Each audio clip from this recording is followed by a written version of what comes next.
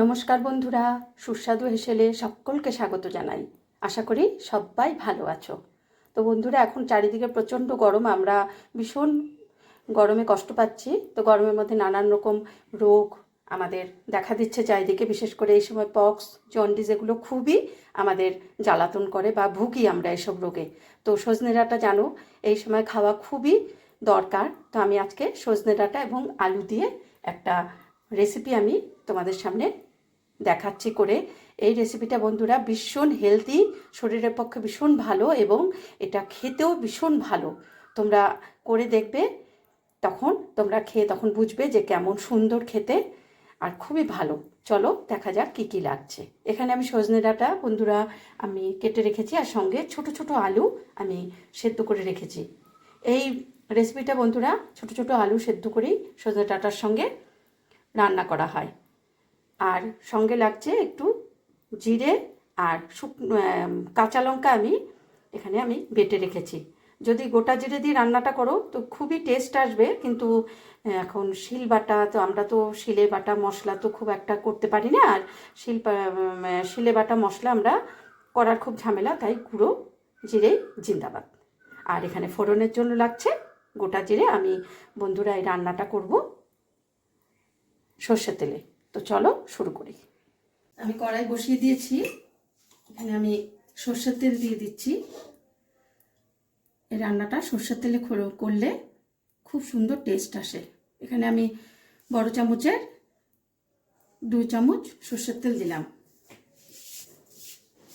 তেলটা একটু গরম হোক। তেলটা গরম হয়ে গেছে বন্ধুরা, আমি এখন জিরেটা দিয়ে দিলাম।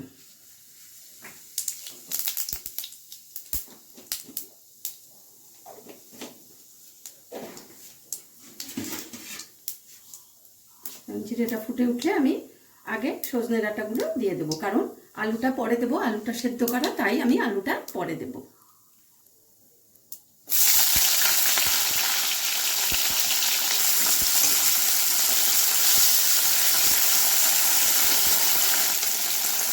আমি এখন বন্ধুরা লবণটা দিয়ে দিই।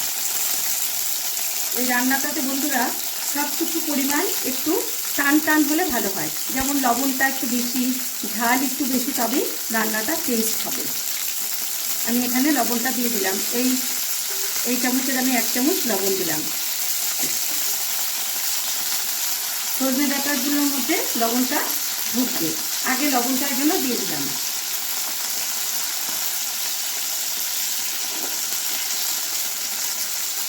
এই রান্নাটা আমি সজনে ডাঁটা যতদিন থাকে আমি খুব করি রান্না, এই রান্নাটা বন্ধুরা শরীরের জন্যই করি, আর খেতে এত ভালো লাগে যে তোমরা করে খেয়েও দেখবে, তোমরা আমার কথাটা মিলিয়ে নিও।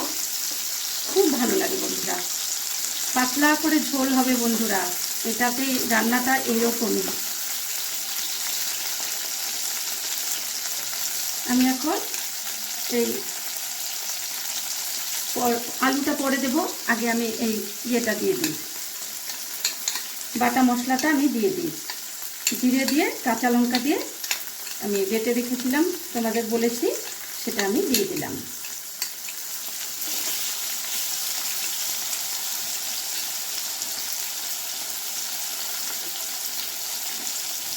এটা ধুয়ে সামান্য একটু জল আমি দিয়ে দিলাম।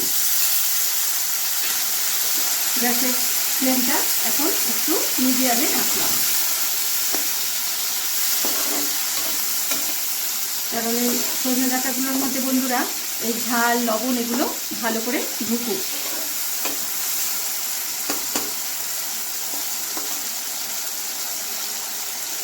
আমি আলুটা পরে দেবো বন্ধুরা, কারণ কি আলুর মধ্যে তো কোনো একটা মশলা বেশি করে ঢোকার কোনো দরকার নেই, আলুটা তো এমনি সেদ্ধ।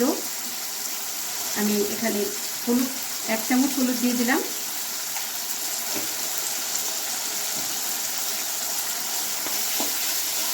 আর তোমরা বন্ধুরা ঝালটা একটু টেস্ট করে দেখো। আমি এখানে 4টে কাঁচা লঙ্কা আর 1 চামচ জিরে নিয়েছি, গোটা জিরে, ওই দিয়ে আমি বেটে রেখেছিলাম।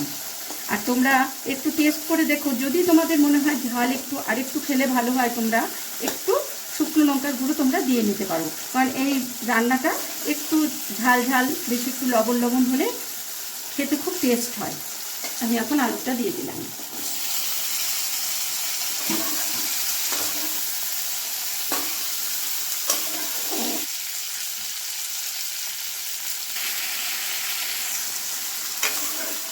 এখন আমি একটু সাঁতলে নেই, তারপরে আমি এটাতে জল দিয়ে দেব। এই রান্নাটা কিন্তু বন্ধুরা মাখা মাখা হবে না, এটা একটু পাতলা ঝোল হবে।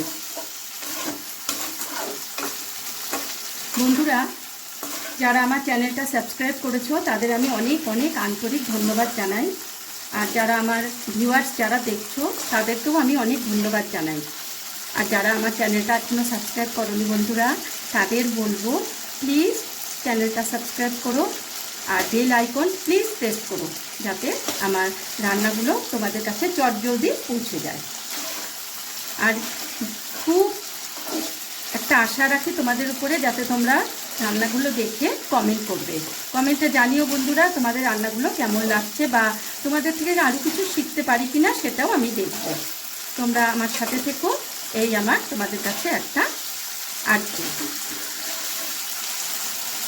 সজনে ডাঁটাগুলো একটু নরম হয়ে এসছে, আমি একটু এখন জল দিয়ে দিই, তাহলে হয়ে এসছে। আরেকটু জল দিয়ে আমি আরেকটু সাঁতরে নিয়ে আমি জল দিয়ে দিচ্ছি। তোমরা মাঝখানে একটু নিজেরা একটু চেখে দেখো, তোমাদের যদি মনে হয় আরেকটু লবণ লাগবে তোমরা তখন লবণটা দিয়ে দিও।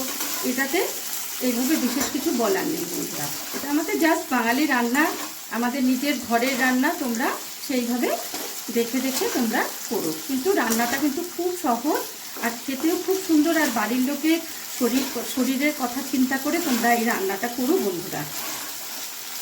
আমাদের তো সবসময় তেল মশলা ঝাল রান্না আমরা খাই, কিন্তু এগুলো রান্না বন্ধুরা আমাদের এই গরমকালে বিশেষ করে খাওয়াটা খুব প্রয়োজন।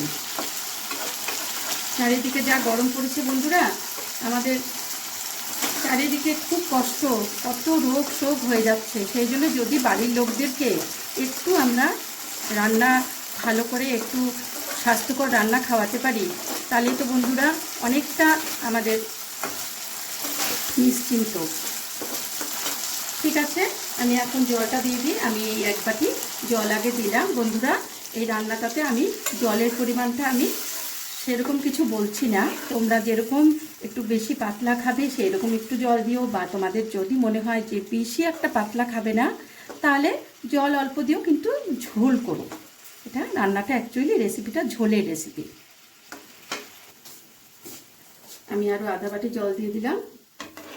তোমরা তোমাদের পছন্দ মতো জলটা দিও বন্ধুরা। আমার কাছে এই রান্নাটা আমি একটু পাতলা করে করি, তারপরে ফুটলে তো আর একটু জলটা কমে যাবে।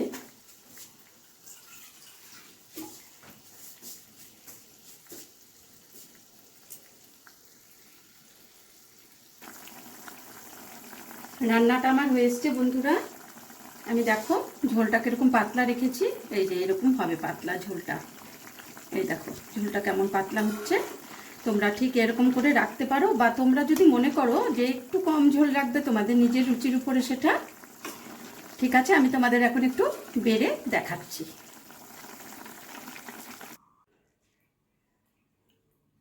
তো বন্ধুরা হয়ে গেল আমার আলু দিয়ে সজনে দিয়ে ঝোল।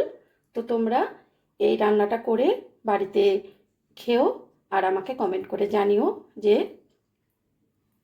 রান্নাটা করে তোমাদের কেমন লাগলো বা কেমন হয়েছে খেতে। আর আমাকে কমেন্টে প্লিজ জানিও।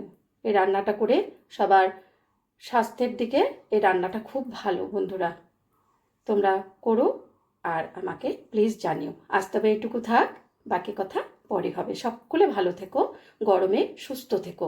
আজ আসি।